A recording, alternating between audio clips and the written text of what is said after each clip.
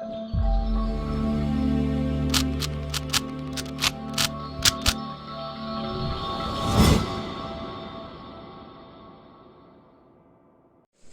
guys, I hope you like my videos. If you like my videos, please like, share and subscribe our channel.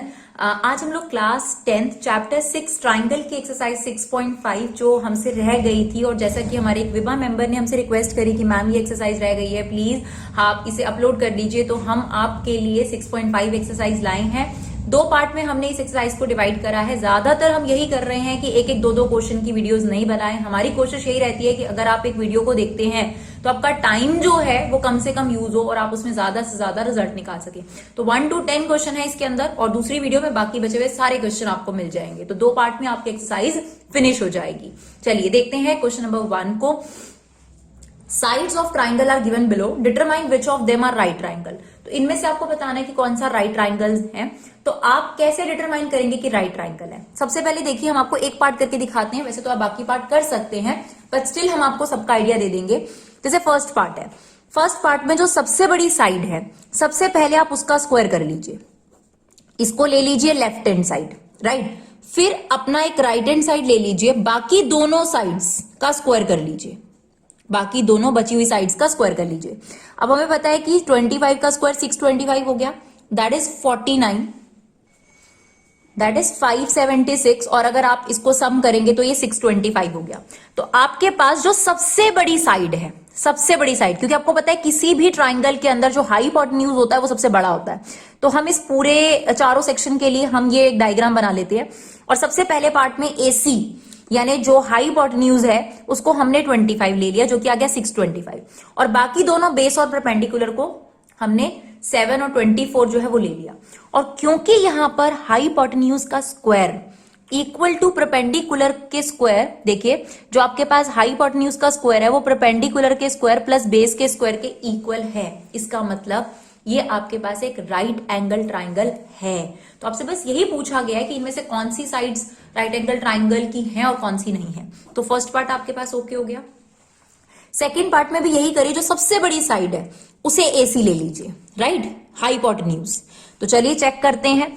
तो AC का square यानी 8 का square that is 64, और बाकी की right hand side अलग ले लेते हैं अपने पास। AB को ले लेते हैं 3, दैट इज 3 का स्क्वायर 9, और ये ले लिया आपने 6 का स्क्वायर दैट इज 36। तो ये आपके पास कितना आ जाएगा डियर? 45। दोनों इक्वल नहीं है, इसका मतलब ये राइट एंगल ट्राइंगल की साइड्स नहीं है। बिल्कुल सेम तरीके से डियर आपने सेकंड पार्ट और थर्ड पार्ट और फोर्थ पार्ट करना है। देखिए इसमें से सबसे बड़ी साइड कौन सी है? 100।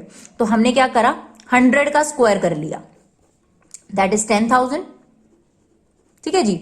फिर बाकी की बची हुई दोनों साइड्स का स्क्वायर करा, यानी 50 का स्क्वायर दैट इज 2500, 80 का स्क्वायर दैट इज 6400। आपको पता है कि ये दोनों इक्वल नहीं आएंगे बिकॉज इट्स अ 10,000, और आप देख सकते हैं 6400 2500 दैट इज नॉट 10,000। तो ये भी आपके पास एक राइट एंगल ट्राइंगल की साइड्स नहीं है।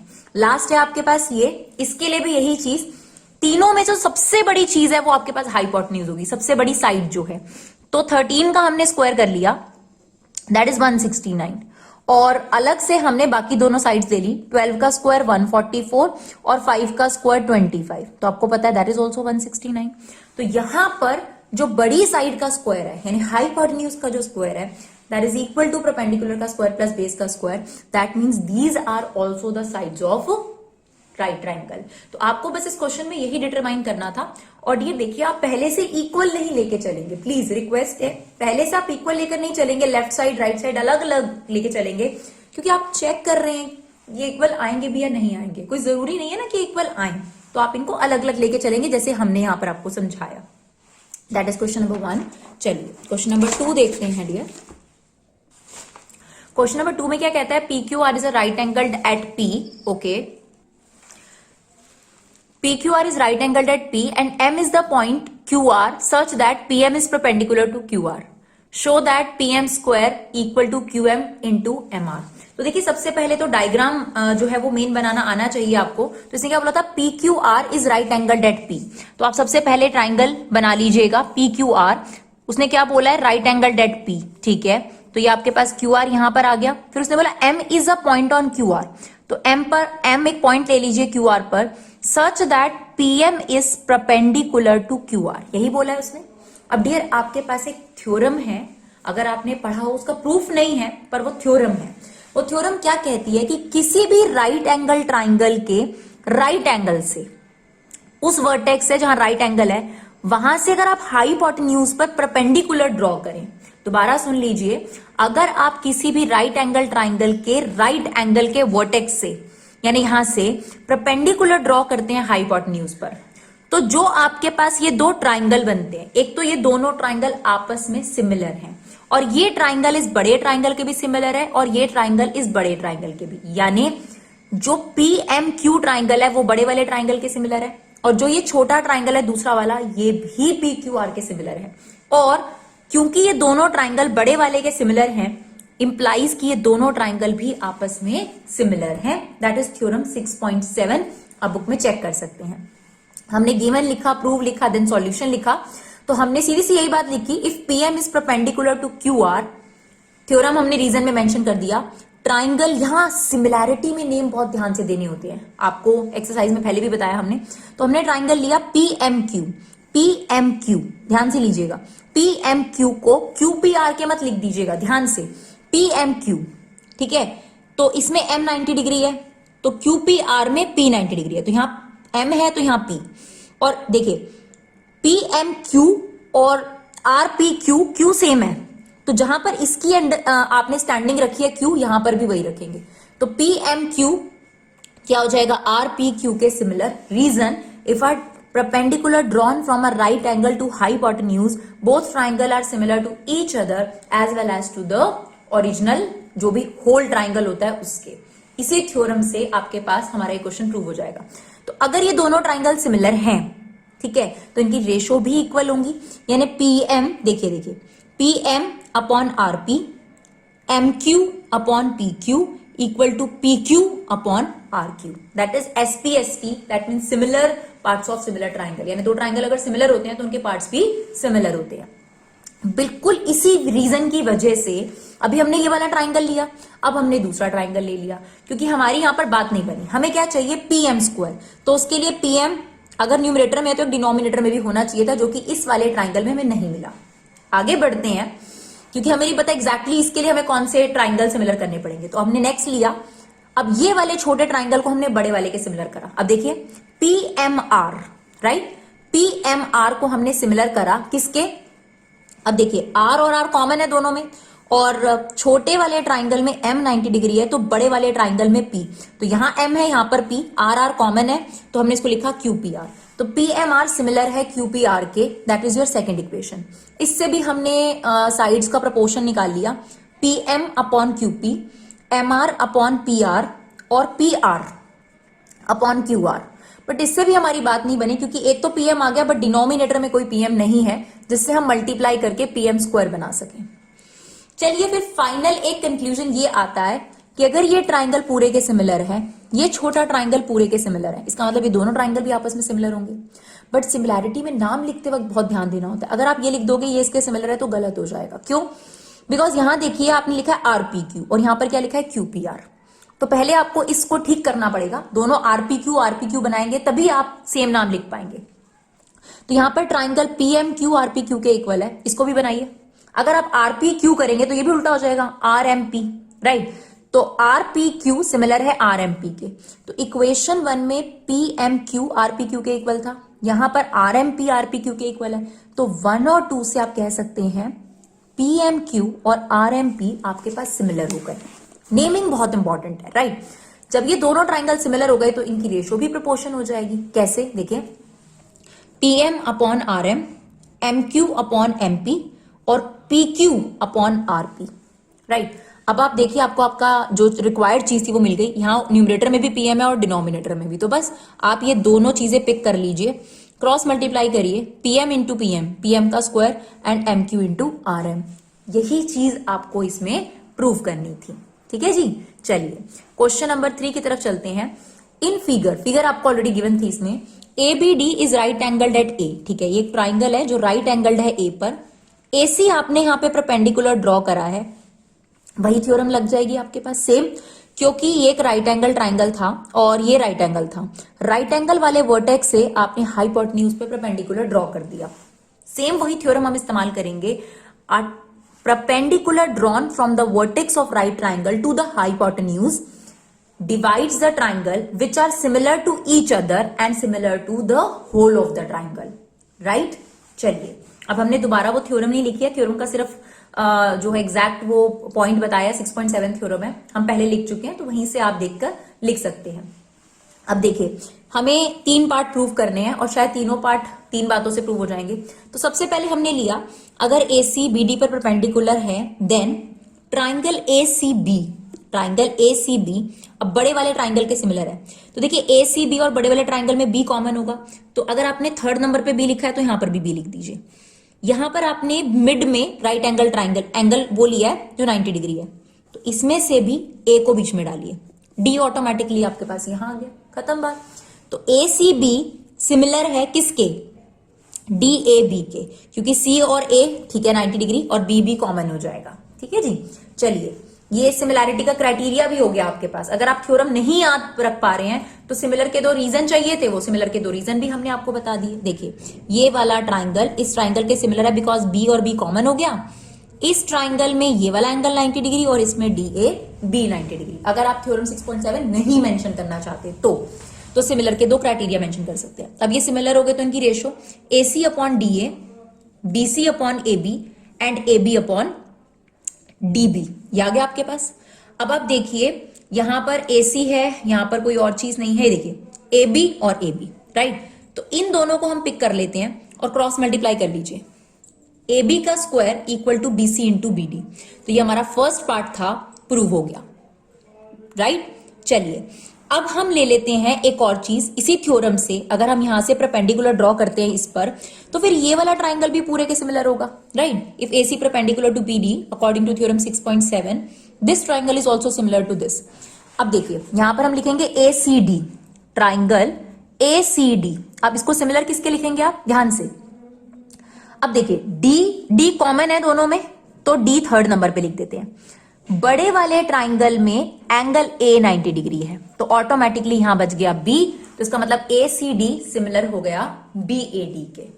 क्लियर है मेरी बात? ठीक है जी, तो आपके पास BAD आपके पास आ गया। या फिर देखिए आपको पता है बाद में आपको ये वाली चीज इस चीज के सेम करनी पड़ेगी, तो आप एक और काम कर सकते हैं। देखिए आपने यहां क्या लिखा था पहले? DAB, तो इस वाले में भी DAB लिख लीजिए पहले, ठीक है, बड़ा वाला ट्राइंगल। फिर अब आपको छोटा वाला ट्राइंगल लिखना है, छोटा वाला, ठीक है। DAB तो आपने पूरा लिख दिया। अब छोटा वाला ट्राइंगल, उसमें D की जगह D आ गया। बड़े वाले में A 90 डिग्री है तो छोटे वाले में C 90 डिग्री है, तो ये हो जाएगा DCA, राइट? तो DAB सिमिलर हो गया DCA के, थ्योरम 6.7। नहीं तो आपके पास 2 पॉइंट भी हैं, D कॉमन, और इसमें एंगल A 90 डिग्री है, इसमें एंगल C 90 डिग्री है। AA क्राइटेरिया से सिमिलर भी हो सकता है। CD upon DA, CA upon AB and AD upon BD। क्यों? जब 2 ट्राइंगल आप सिमिलर कर लेते हैं तो उनकी रेशोज इक्वल हो जाती हैं। अब आप देखिए आपको AC स्क्वायर और AD स्क्वायर चाहिए, कुछ मिल रहा है यहां पर? देखिए बिल्कुल मिल रहा है। ये वाली और ये वाली पिक कर लीजिए, तीनों इक्वल है ना, हमारे काम की ये 2 हैं। तो AD को AD से मल्टीप्लाई करा AD स्क्वायर, और CD BD से क्रॉस मल्टीप्लाई हो गई। आपके पास 3rd पार्ट पहले आ गया। उससे क्या फर्क पड़ता है? आपको ऐसा तो नहीं कहा कि ऑर्डर में ही करना है, आपको तो सिर्फ प्रूव करना है, जो आपका हो गया। अब देखिए जब आपके पास ये थ्योरम लगती है तो 3 बातें होती हैं। एक ये छोटा ट्राइंगल पूरे के सिमिलर है, ये पूरे के सिमिलर है, और ये दोनों आपस में भी सिमिलर है। तो देखिए इक्वेशन 1 को देखिए, DAB ACB के सिमिलर है और DAB DCA के भी सिमिलर है। तो 1 और 2 से हम कह सकते हैं ACB ट्राइंगल DCA ट्राइंगल के सिमिलर है। वही चीज हमने पिक कर ली यहां पर, ठीक है जी। और उसके बाद अगर ये दोनों सिमिलर है तो इनकी रेशो भी इक्वल होगी। तो AC upon DC, yes, equal to BC upon CA equal to AB upon DA। अब हमें क्या चाहिए? AC स्क्वायर, और वैसे भी AC स्क्वायर ही बन रहा होगा, तो इन दोनों को पिक कर लेते हैं, AC स्क्वायर, और ये हो गया CD इंटू BC। तो तीनों पार्ट जैसे जैसे था आपने बस थ्योरम लगाई और ऑटोमेटिकली आपके पास प्रूफ हो गया। क्वेश्चन नंबर 4 देखते हैं। एबीसी इज एन आइसोसेलेसिस ट्राइंगल, मतलब जिसकी दो साइड्स इक्वल होती हैं, राइट एंगल एट सी। ठीक है, हमने एक ट्राइंगल बनाया जो राइट एंगल एट सी के, और क्योंकि ये आइसोसेलेसिस है तो इसका हाइपोटेन्यूज तो इक्वल नहीं हो सकता ना, बिकॉज हाइपोटेन्यूज सबसे बड़ी साइड्स होती है, तो बेस और परपेंडिकुलर इक्वल हो गया। हमें ये प्रूव करना है AB square equal to 2AC square. तो गिवन में एक तो आपको C 90 डिग्री दे रखा है और ये दे रखा है AC BC के इक्वल है। प्रूव ये करना है, बहुत आसान है, क्योंकि आपको C 90 डिग्री दे रखा है तो पाइथागोरस थ्योरम तो लगा ही दो। तो पाइथागोरस थ्योरम क्या लगेगी आपके पास, AB square equal to AC का स्क्वायर प्लस BC का स्क्वायर। कई स्टूडेंट्स का ये सवाल होता है, जब मैं एक स्टूडेंट थी तो मेरे मन में भी आता था, मुझे कैसे पता चलेगा कि कब सिमिलैरिटी लगानी है और कब पाइथागोरस थ्योरम लगानी है। तो जो मैंने अपने आप को क्लियर करा था मैं आपको बताती हूँ। आप देखिए इस प्रूफ में सारे स्क्वायर में है और राइट एंगल भी है, यहाँ पाइथागोरस लगेगी। इससे पहले वाले जो क्वेश्चन थे लाइक दिस, ये देखिए यहाँ पर ये स्क्वायर में लेकिन ये स्क्वायर में नहीं है, यहां पाइथागोरस की बजाय आपका सिमिलैरिटी से काम होगा, जो कि एक्चुअली में आपने सिमिलैरिटी से काम करा था। तो ये वो रीजन है जो मैंने अपने आप को दिया। तो ये जब भी आप मैथ्स के क्वेश्चन करते हैं और आपको कोई कंफ्यूजन आता है तो आप मेजोरिटी ऑफ क्वेश्चन को ऑब्जर्व करो और अपना एक रीजन बनाओ कि इस रीजन से ये चीज हो रही है यहाँ पर, तो आपको कभी भी दिक्कत नहीं आएगी। ठीक है जी, चलिए अब इसमें सब स्क्वायर में था तो यहाँ आपके पास पाइथागोरस थ्योरम लगेगी, राइट एंगल भी था। तो according to Pythagoras theorem, because given में आपको ये 90 डिग्री दे रखा है, AB का स्क्वायर इक्वल टू AC का स्क्वायर प्लस BC का स्क्वायर। क्योंकि आपको गिवन है कि AC और BC इक्वल हैं तो आपने BC की जगह AC लिख दिया, that is twice of AC square. Very simple, right. चलिए क्वेश्चन नंबर 5 इसका अपोजिट है।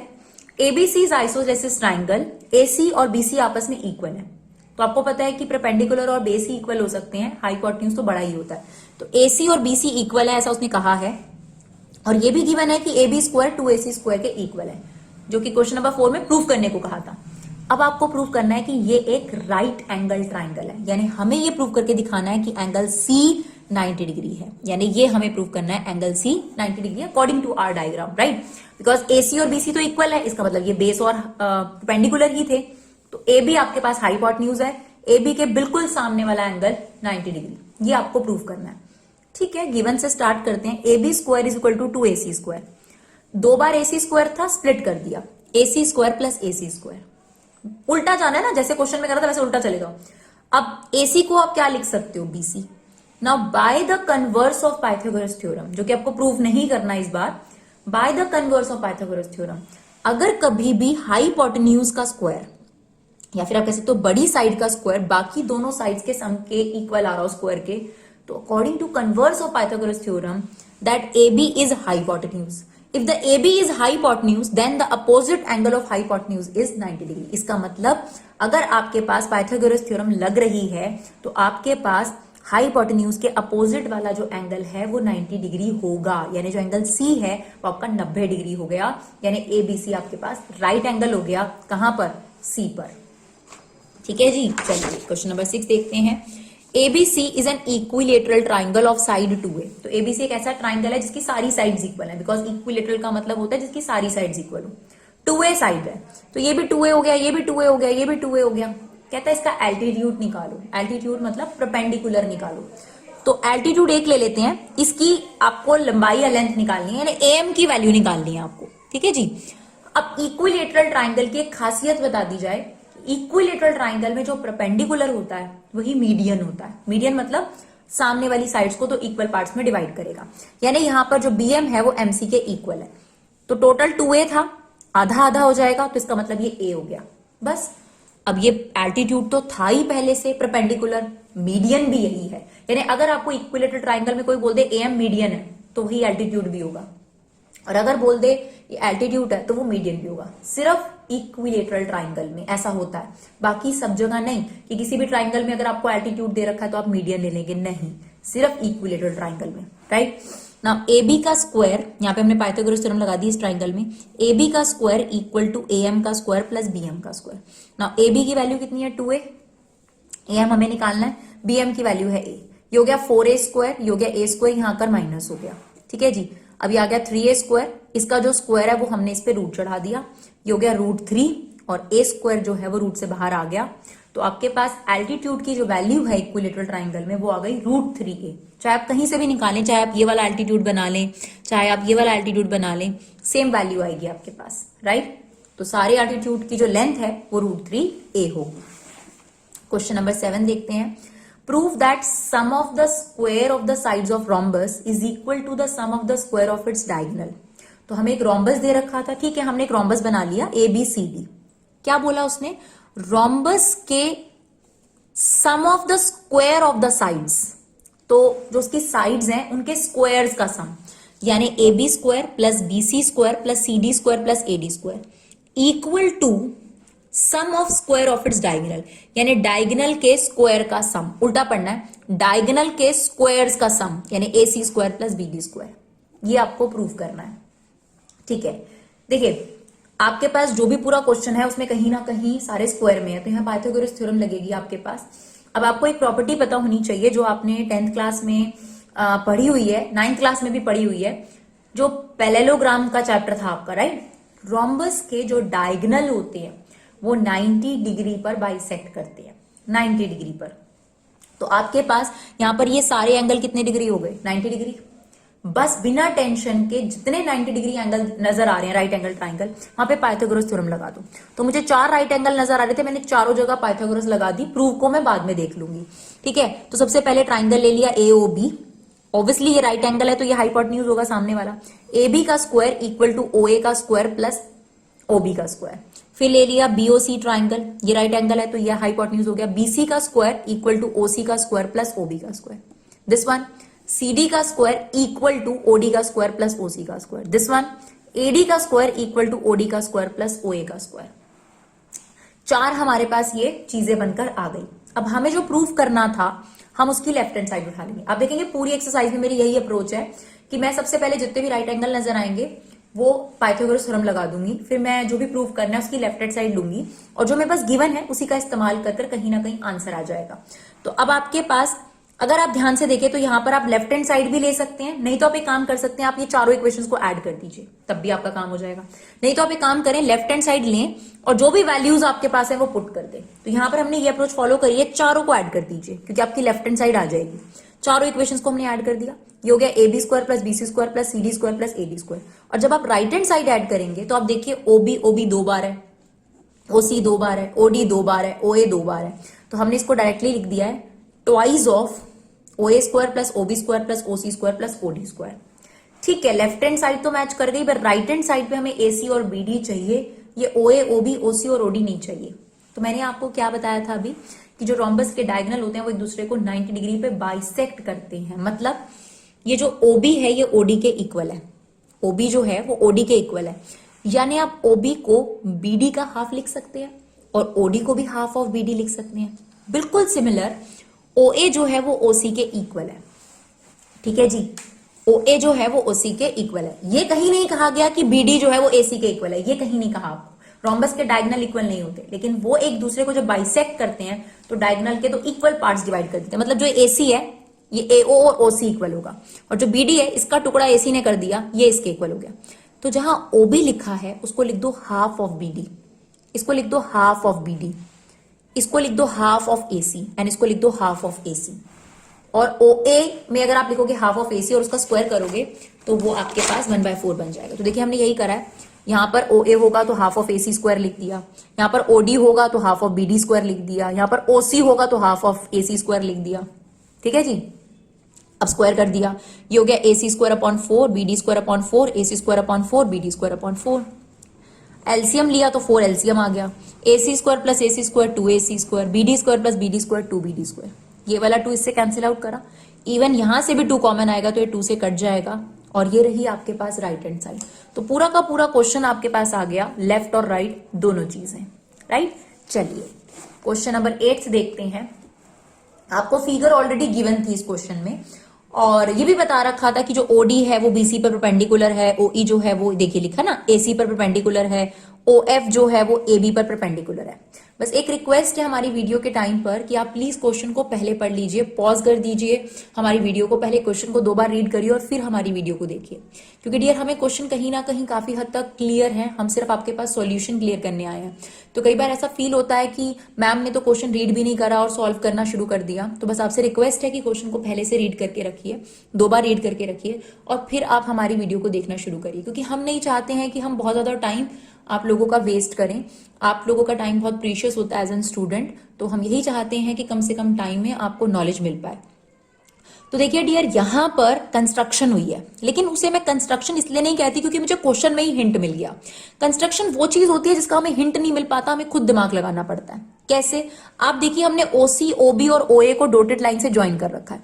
ये मैंने अपनी मर्जी से नहीं करा, ये मुझे प्रूव से आइडिया मिला। भाई प्रूव भी तो पढ़ेंगे ना, तो प्रूव में लिखा हुआ था ओ ए स्क्वायर। जब तक ओ ए कोई लाइन होगी नहीं तो आप प्रूव कैसे करते? तो ओ ए, ओ बी, ओ सी क्वेश्चन से ही क्लियर हो गया था, इसीलिए हमने ओ ए, ओ बी और ओ सी को जोड़ दिया था, राइट। तो इसलिए हमने इसको कंस्ट्रक्शन में नहीं लिखा। तो गिवन में आपके पास ये सारा है, देखिए। और अगर आप शो दैट की बात करें तो ये 2 पॉइंट है ही है। अब मैंने आपको क्या अप्रोच बोली है अपनी, मुझे जितने भी राइट एंगल ट्राइंगल नजर आ रहे हैं, मैं उसमें सबसे पहले पाइथागोरस थ्योरम लगा दूंगी। तो राइट एंगल ट्राइंगल देखिए, ए एफ ओ, ये राइट एंगल ट्राइंगल है। राइट एंगल के सामने हाइपोटेन्यूज होता है, तो A O square equal to O F square plus A F square. साथ ही साथ ये वाला ट्राइंगल ले लिया ए ई ओ, इसमें ये हाइपोटेन्यूज हो जाएगा राइट एंगल के सामने वाला, तो A O square equal to A E square plus O E square. ये ट्राइंगल हो गया। फिर नीचे आ जाते हैं, दोनों ट्राइंगल ले लेते हैं। बी एफ ओ, इसके सामने वाला हाइपोटेन्यूज होगा ना दिस वन, तो O B square equal to F O square plus B F square. ये वाला ट्राइंगल ले लीजिए, इसके सामने ये हाइपोटेन्यूज हो गया, तो O B square equal to B D square plus O E square, O D square. ठीक है जी।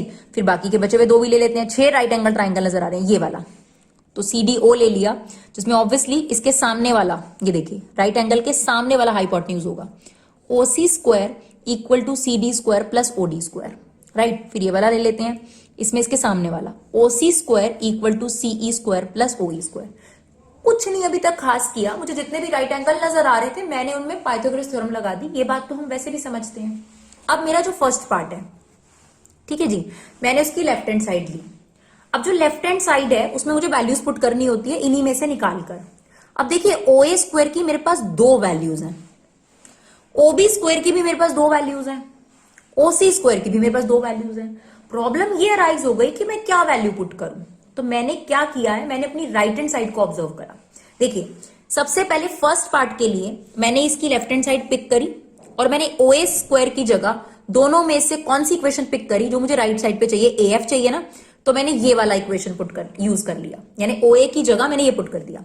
फिर ओ बी स्क्वायर की मेरे पास 2 ऑप्शंस हैं, पर मुझे राइट हैंड साइड पे बी डी चाहिए, तो मैंने 4th वाला इक्वेशन चूज कर लिया। ओ सी स्क्वायर की मेरे पास 2 इक्वेशन है, ये देखिए, लेकिन मैंने कौन सा चूज करा, मुझे सी ई स्क्वायर चाहिए। तो देखो ना, मेरे पास तो ओ ए स्क्वायर के, ओ बी स्क्वायर के 2 ऑप्शन हैं, दोनों में से कोई भी पुट कर सकते हैं। किसने कहा ये नहीं पुट कर सकते या ये नहीं पुट कर सकते, बट मुझे मेरी रिक्वायरमेंट के हिसाब से पुट करना था। बट ऐसा नहीं है कि बाकी का जो मैंने निकाला है वो वेस्ट है, वो वेस्ट नहीं है, काम आएगा। तो देखिए सबसे पहले फर्स्ट पार्ट को प्रूव करने के लिए हम इक्वेशन 4 और 6 का यूज कर रहे हैं। तो ये मैंने लिया लेफ्ट हैंड साइड पूरा, और 1, 4 और 6 को यूज करके ओ ए स्क्वायर की वैल्यू ये है, सब्स्टिट्यूट कर दी, ओ बी स्क्वायर की ये वैल्यू है, ओ सी स्क्वायर की ये वैल्यू सब्स्टिट्यूट कर दी। बाकी ये तीनों तो एज इट इज चल ही रहे थे। अब क्या होगा, ओ डी स्क्वायर से ओ डी स्क्वायर कट गया, ओ ई स्क्वायर से ओ ई स्क्वायर, ओ एफ स्क्वायर से ओ एफ स्क्वायर, ये बच गया जो कि आपकी राइट हैंड साइड थी। ये आपके पास फर्स्ट पार्ट प्रूव हो गया। This is your left hand side and this is your right hand side. अब क्या करना है हमने, अब हमने बची हुई इक्वेशंस जो थी, जो कि 2, 3 और 5 थी, वो वाली वैल्यूज रख दी ओ ए स्क्वायर, ओ बी स्क्वायर और ओ सी स्क्वायर की जगह। सेकेंड पार्ट में मदद करेगा, ओ ए स्क्वायर की जगह दूसरे वाली वैल्यू जो हमने अभी यूज नहीं करी थी, दैट इज सेकेंड इक्वेशन। फिर ओ बी स्क्वायर की जगह ये वाली वैल्यू और ओ सी स्क्वायर की ये वाली वैल्यू। बाकी तो ये तीनों चीजें थी ही। यहां पर भी क्या हुआ, आपके पास ओ डी स्क्वायर से ओ डी स्क्वायर कट गया, ओ ई स्क्वायर से ओ ई स्क्वायर, ओ एफ स्क्वायर से ओ एफ स्क्वायर। इस बार आपकी जो लेफ्ट हैंड साइड थी वो इसके इक्वल आ गई, दैट इज योर इक्वेशन 8। यानी आपके पास एक बार यही वाली सेम चीज इसके इक्वल आई थी और एक बार यही सेम चीज इस चीज के इक्वल आ गई। तो बाय 7 और 8 इक्वेशन से आप कह सकते हैं कि ये वाला जो एक्सप्रेशन है वो इस एक्सप्रेशन के इक्वल है। ये आपका था सेकेंड पार्ट प्रूव करने के लिए आपको क्वेश्चन में दिया हुआ था, राइट। चलिए क्वेश्चन नंबर 9 देखते हैं। A ladder 10 metre long reaches a window 8 metre above the ground. तो आप मान लीजिए कि ग्राउंड से विंडो 8 मीटर ऊंची है और उस पर आपने एक लैडर लगा दी। तो लैडर हमेशा ऐसी ही होती है वॉल के साथ, और 10 मीटर लॉन्ग लैडर है। आपसे क्या पूछा है, find the distance of the foot of the ladder. Here is the foot of the ladder from the wall. तो वॉल से लैडर का डिस्टेंस बताना है आपको। तो आपको पता है कि वॉल जो है वो बिल्कुल आपके पास वर्टिकल खड़ा होगा और ये ग्राउंड, तो इनके बीच में एंगल कितने डिग्री होगा? 90 डिग्री। क्या लगाना है आपको? बहुत सिंपल है, पाइथागोरस थ्योरम लगानी है आपको। बीसी का स्क्वायर इक्वल टू, यहाँ पे गलत लिख दिया थोड़ा सा, बीसी का स्क्वायर इक्वल टू एबी का स्क्वायर प्लस एसी का स्क्वायर, यानी 10 का square equal to 8 square plus x square. Now 100 minus 64 that is 36, इसका स्क्वायर रूट इस पे चला जाएगा तो आपके पास डिस्टेंस आ जाएगा 6 मीटर। चलिए क्वेश्चन नंबर 10 भी बहुत इजी है, सेम ही है। A guy wire attach to a vertical pole, तो एक वर्टिकल पोल है ऑफ हाइट 18 मीटर, तो उसने एक वायर अटैच करी है पोल से और पोल की हाइट है आपके पास 18 मीटर, और ये मान लीजिए स्ट्रिंग है, स्ट्रिंग की लॉन्ग यानी लेंथ दे रखी है आपको 24 मीटर।